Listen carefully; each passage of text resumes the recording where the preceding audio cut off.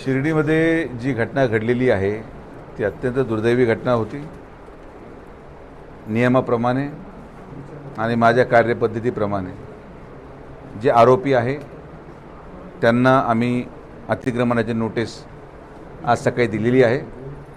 एक आठवड्यामध्ये जे ते घर आहे जे अतिक्रमणामध्ये ते राहत आहेत त्यांनी ते मोकळं करणं अपेक्षित आहे. एक आठवड्यानंतर JCB घेऊन ते घर पाडलं जाईल हे मी शिर्डीच्या जनतेला सांगू इच्छितो.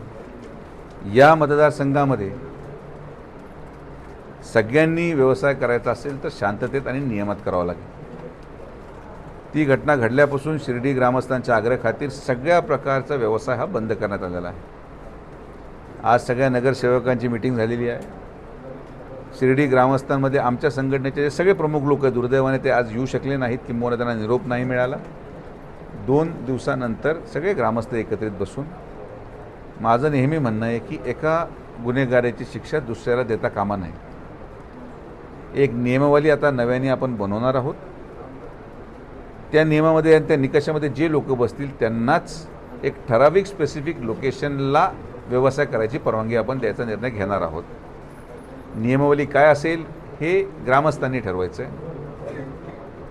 कोणत्या प्रकारचं साहित्य विकू शकतात याच्यावर पण निर्बंध घालण्यात येणार आहेत. तर साहित्य काय विकलं जाऊ शकतं हे आम्ही ठरवणार. कोणत्या लोकेशनला विकलं जाणार हे पण नगरपंचायत ठरवणार. कोण विकू शकतं हे पण नगरपंचायत ठरवणार. आणि मी तुम्हाला स्पष्ट सांगतो की यापुढे मंदिराच्या चारही बाजूच्या परिसरामध्ये कुठल्याही प्रकारे कोणालाही कुठलीही गोष्ट विकायला परवानगी दिली जाणार नाही. हॉकर झोन हे एस्टॅब्लिश केले जातील आणि हॉकर झोन एस्टॅब्लिश करून तिथंच त्या भागाव्यतिरिक्त कुणीही कुठेही व्यवसाय करताना आढळल्यास त्याच्यावर कारवाई केली जाईल. मात्र नियमावली ठरवायचा अधिकार हा सगळ्या ग्रामस्थांचा आहे. ते बसून ठरवतील आणि मग त्यांची नियमावली ठरल्यानंतर ती प्रक्रिया पुढे जाईल.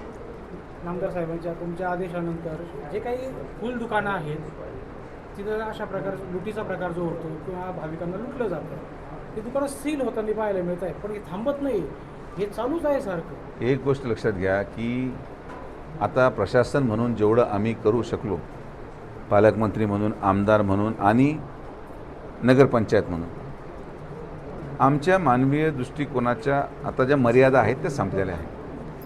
जोपर्यंत संस्थांवर आता विश्वस्त मंडळ येत नाही आणि विश्वस्त मंडळ येऊन संस्थानच गोष्टींवर निर्बंध घालत नाही तोपर्यंत या गोष्टी थांबवणं आता शक्य नाही. कारण की संस्थान जर हे ठरवू शकतं की मंदिरामध्ये प्रत्येक गेटमधून कोणत्या प्रकारची गोष्ट आतमध्ये यायला परवानगी आहे, कोणत्या टाईपची शॉल आहे, जर संस्थांनी हा निर्णय घेतला की आम्ही फक्त याच प्रकारची शॉल स्वीकारणार, याच प्रकारचं फूल स्वीकारणार, याच प्रकारचा प्रसाद स्वीकारणार, तर बाकी दुकानांमध्ये ऑटोमॅटिकली दुसरी कुठलीही गोष्ट विकली जाऊ शकणार नाही. मंदिराच्या दरवाजावर ज्या प्रकारचं दर्शनामध्ये धानली होते त्याच्यावर निर्बंध नाही. तर आता मी पण थकलेलो आहे. लवकरात लवकर विश्वस्त मंडळ यावं आणि त्यांनी आता हा सगळा जो काही इतर कारभार आहे तो हातात घेऊन हे सगळ्या गोष्टींना निर्बंध आणावेत ही माझी माफक अपेक्षा आहे आणि ती गोष्ट मला वाटतं माननीय मुख्यमंत्री महोदय लवकरच करतील. दादा, सर्वात महत्त्वाचं म्हणजे तुम्ही असाल नामदार साहेब असेल यांच्याकडे फुल हार प्रसाद बंद झाला होता. तुमच्याकडे ही लोकं येतात, तुम्हाला त्यांच्या अडचणी सांगतात, त्यानंतर आपण तो निर्णय घेतो. मात्र हा निर्णय घेत असताना ज्या पद्धतीनं लूट होते, 200 रुपयाचं सामान 4.5 त्याच्यावर निर्णय असा होणार आहे. जेव्हा ग्रामस्थांना मी आता सुचवलेलं आहे की यापुढे या तारखेपासून जो व्यक्ती लूट करताना सापडला त्याच्यावर गुन्हा दाखल होणार नाही. तो ज्या दुकानातून त्यांनी ते सामान आणलंय हे सगळं करायला त्या मूळ दुकान मालक आणि जागा मालकावर गुन्हा दाखल केला जाणार हा निर्णय आम्ही घेतलेला आहे. कारण की नुसतं गरिबांना पकडून चालणार नाही. गरिबांना या गोष्टीसाठी प्रवृत्त करणारे जे पडद्याच्या पाठीमागं मोठे खिलाडी आहेत यांच्यावर आता गुन्हा दाखल करायचा निर्णय झालेला आहे. येणाऱ्या कालावधीमध्ये या नियमावली जाहीर केली तर हा निर्णय त्याच्यामध्ये होईल आणि मूळ जागा मालकावर गुन्हा दाखल झाल्याशिवाय हे थांबणार नाही. 2 दिवसापूर्वी नामदार साहेबांनी सांगितलं की शिर्डी हे देवस्थान आहे, मात्र शिर्डी परिसरात अंमली पदार्थ तस्करांनी उच्छाद मांडलेला आहे. काय वाटतं, कसं बघतं दादा सगळं? पोलीस प्रशासन काय करतं एवढं? मला असं वाटतं की जेवढं सक्षम पद्धतीने, मी आवर्जून सांगतो आणि मी या गोष्टीवर पूर्णपणे ठाम भूमिकेत आहे की जितकं चांगलं काम या शिर्डीमध्ये पोलीस डिपार्टमेंट करतं आहे, कोणत्याही तालुक्यामध्ये तितकं चांगलं काम होत नाही आहे. समाज बदलत चाललेला आहे, लोक बदलत चाललेले आहेत, लोकांच्या मागण्या आणि विचार बदलत चाललेले आहेत आणि त्यामुळे प्रत्येकावर निर्बंध घालणं हे शक्य नाही. पण माझं व्यक्तिगत मत आहे की पोलीस प्रशासन अतिशय योग्य काम करते. शिर्डीपुरतं मी बोलतो, म्हणजे राहत्या तालुक्याचं मी सांगू शकतो की चांगलं काम करते. आणि आपण जर पाहत असाल तर ही जी घटना घडलेली आहे ही 2 महिलांमधल्या जागेच्या वादावून झालेली घटना आहे. पण ज्या प्रकारचं शिर्डी आपण वर्ष दीड वर्षापूर्वी पाहतात, आज त्याच्यामध्ये परिस्थिती बदललेली आहे. पण आता यापुढं परिस्थिती बदलायची असेल तर विश्वस्त मंडळ आलं पाहिजे. आता आल्याशिवाय मला वाटत नाही की मी काही वेगळं याच्यामध्ये अजून करू शकतो. मी देखील एक मनुष्य आहे. माझ्या हातात जेवढी ताकद आहे तेवढी पूर्ण लावून मी 100% गरिबांच्या बाजूनी आहे. पण ग्रामस्थ आणि सर्वसामान्य माणसाला एक संगत ठेवून आपल्याला पुढे शिर्डी घेऊन जायची आहे. पूर्वी बिबट्या दिसला की आश्चर्य व्यक्त केलं जायचं, मग आता कुत्र्यासारखे बिबटे दिसायला लागले. नाही, आता हे पहा, दुर्दैवाने दुष्काळाची परिस्थिती फार पाऊस उशिरा पडल्यामुळं, पाणी कुठंतरी जंगलामध्ये कमी असल्यावर, पाणीचे स्तोत्र कमी असल्यामुळं जे काही जनावर असतील ते दुर्दैवाने आता गावांकडे वळालेत किंवा पाण्याच्या स्तोत्राकडे वळालेत आणि म्हणून या प्रमाणाच्या घटना वाढत असाव्यात. केंद्र शासनाला मी विनंती अगोदरच केलेली आहे की याची जी कॅटेगरी आहे ही बदलावी. आता शेवटी मी मागणीच करू शकतो, याच्या पलीकडे अजून काय केलं पाहिजे. तर आपला प्रयत्न आहे. आपण मागच्या जिल्हा नियोजनमधून माननीय पालकमंत्री महोदयांनी फॉरेस्ट डिपार्टमेंटला 7 कोटी रुपयाचं साहित्य दिलं, ट्रँक्युलायझर गन दिल्या, इन्फ्रारेड कॅमेरा दिले. आपण शासनाला इक्विप करू शकतो. पण जसं मी म्हटलो सगळ्यांना धरून चालावं लागतं, तर बिबटे पण धरून हळूहळू पुढे चालत राहू. दुसरं काय करायचं त्याला. पतविक्रेत्यांचा निर्णय किती दिवसात होईल तरी साधारणतः? पतविक्रेत्यांचा निर्णय किती दिवसात होईल? ग्रामस्थांची भूमिका काय? ग्रामस्थांची भूमिका, ग्रामस्थांनी मिटिंग घ्यावी. मी त्यांना विनंती केली आहे की 1 आठवड्याच्या आत तुम्ही मिटिंग घ्या, फार प्रदीर्घ काळ लांबू नका. तर मला वाटतं की आठवड्याभरात ग्रामस्थांनी नियमावली बनवल्यानंतर ती नियमावली आपण देऊ, त्याची अंमलबजावणी होईल. आणि आता आम्ही घाई करणार नाही आहे. सगळ्यांना विश्वासात घेऊन वन्स अँड फॉर ऑल हे झालं पाहिजे. प्रत्येक वेळेस बंद करा चालू करा, बंद करा चालू करा, हे चुकीचं दिसतं. तर ग्रामस्थांचा जो विश्वास आहे, ग्रामस्थांचा विश्वास आपण जिंकला पाहिजे आणि ग्रामस्थांच्या अनुषंगात निर्णय होतो. ज्या जनता पार्टीचं आंदोलन झालं, धर्मेंद्र प्रधानचा राजीनामा झाला, त्यानंतर एक जल्लोष पाहायला मिळाला. एक भारतीय जनता पार्टीचे उपाध्यक्ष म्हणून तुम्ही कसं बघता दादा या सगळ्यांकडे? नाही, जे आंदोलन झालेलं आहे ते विद्यार्थ्यांसाठी होतं. आदरणीय प्रधानमंत्री नरेंद्र मोदींनी देखील संवेदनशीलता दाखवत युवक हा देशाचं भविष्य आहे या भावनेतून आपल्या मंत्र्यांना राजीनामा द्यायला लावला आणि तो राजीनामा दिला गेला.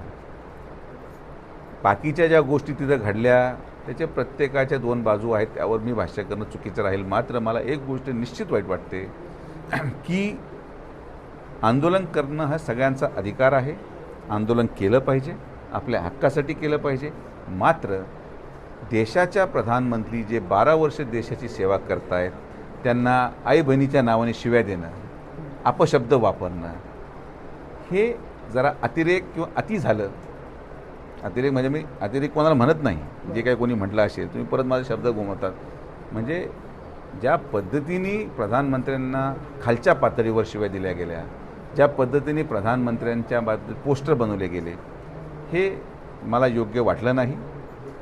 आंदोलन सरकारविरोधात करा, तुमची भूमिका असली पाहिजे. तुम्ही सरकारला वाटेल ते बोला, पण व्यक्तिगत एखाद्या व्यक्तीचं आई आज या धर्तीवर नाही तिच्याबद्दल अपशब्द वापरणं हे लोकतांत्रिक प्रक्रियेसाठी घातक आहे. हे घातक आहे. 12 वर्ष आज देश चालवणारा माणूस त्यांनी रात्रंदिवस मेहनत केली. तुम्ही त्याच्या विरोधात बोला, ठीक आहे. त्यांचं सरकारची भूमिका तुम्हाला पटली नसेल, सरकारचे मुद्दे पटले नसतील, आम्ही मान्य करतो की नीट लीक होत होतं, ते चुकीचं होत होतं, योग्य तो निर्णय झाला आणि आता सरकार पुढं ते टाळेल. पण अशा प्रकारे आपल्या देशाचं नेतृत्व करणाऱ्या माणसाला खालच्या पातळीवर कोणी बोट दाखवतं आहे, हे या गोष्टीचा मी आवर्जून निषेध करतो की हे नव्हतं झालं पाहिजे. दिल्लीनंतर महाराष्ट्रात झालं, मुंबईला झालं, ठाकरे बंधू उतरले त्याच्यामध्ये. एक राजकीय म्हणून कसं बघतात? त्यावर आता ऑलरेडी फडणवीस साहेबांनी उत्तर दिलेलं आहे की त्यांनाही जुन्या कालावधीमध्ये कुठलाही आनंद साजरा करायला मिळाला नाही. या निमित्ताने त्यांना आनंद साजरा करायची संधी मिळाली. ते आपण म्हणतो ना की लग्न दुसरं होतं आणि हे वराती बनून तिथं पोचले, तर चालू शकतं. आता त्याला काही करू शकत नाही. आता तुम्ही शब्द ज्या कारणास्तव पतविक्रेत्यांवर बंदी घालण्याचा निर्णय घेतला, मोठ्या प्रमाणामध्ये गुन्हेगारांची या पतविक्रेत्यांमध्ये घुसखोरी झालेली आणि आता तुम्ही जो हॉकर झोनचा निर्णय घेताय तिथंच सगळे पतविक्रेते गोळा होतील आणि तिथंच धंदा करतील. आता त्या ठिकाणी पण हेच लोक तिथं जमा होणार. अरे त्याबद्दल कसं बाबा, त्यांना नियमावली बाहेर येऊ द्या. तुम्हाला जे तुमच्या भावना आहेत त्याच माझ्या भावना आहेत. तुम्ही पत्रकार आहेत, ग्रामस्थ पण आहात. जेवढी काळजी तुम्हाला तुमच्या परिवाराची त्यापेक्षा जास्त काळजी मला तुमच्या परिवाराची आहे. तर जे नियमावली बनेल हे पूर्णपणे वॉटर टाईट राहणार. आणि तुम्हालाही माहिती आहे की आज महाराष्ट्रामध्ये किंबहुना जिल्ह्यामध्ये गुन्हेगार प्रवृत्तीच्या लोकांविरोधात बोलणारा मी कदाचित एकमेव लोकप्रतिनिधी जेवढं ओपनली कारवाई करतो आहे. कारण की आपण ना त्यांच्या हप्त्याला बळी पडलेलो आहे ना आपण कोणाला घाबरतो. जनता ही सर्वोपरी आहे. जनतेसाठी आपण काम करतो. तुम्हाला आलेल्या नियमावलीमध्ये कुठल्याही प्रकारे गुन्हेगारीला यामध्ये वाव मिळेल अशा प्रकारे तुम्हाला कुठलाही नियम दिसणार नाही. थँक्यू.